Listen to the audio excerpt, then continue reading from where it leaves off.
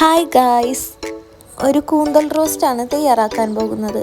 അതിനായി വെളിച്ചെണ്ണ ചൂടായി വരുമ്പോൾ ഇഞ്ചി വെളുത്തുള്ളി പേസ്റ്റ്, പച്ചമുളക് എന്നിവ ചേർത്ത് നന്നായി വഴറ്റിയെടുക്കുക. അതിനുശേഷം ചുവന്നുള്ളി ചെറുതായി അരിഞ്ഞത് ചേർത്ത് കൊടുക്കുക.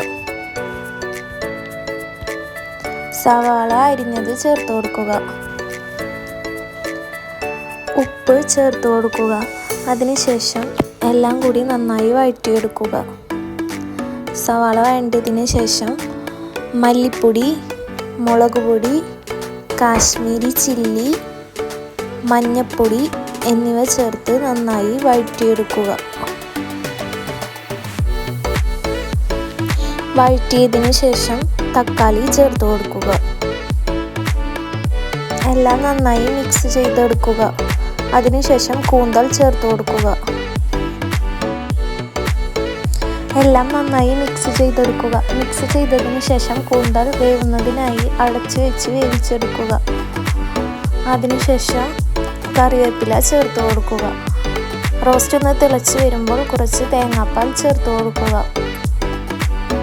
നമ്മുടെ കൂന്തൽ റോസ്റ്റ് ഇവിടെ റെഡി ആയിട്ടുണ്ട്. എല്ലാവരും ട്രൈ ചെയ്ത് നോക്കുക. ഫീഡ്ബാക്ക് അറിയിക്കുക. Thanks for watching.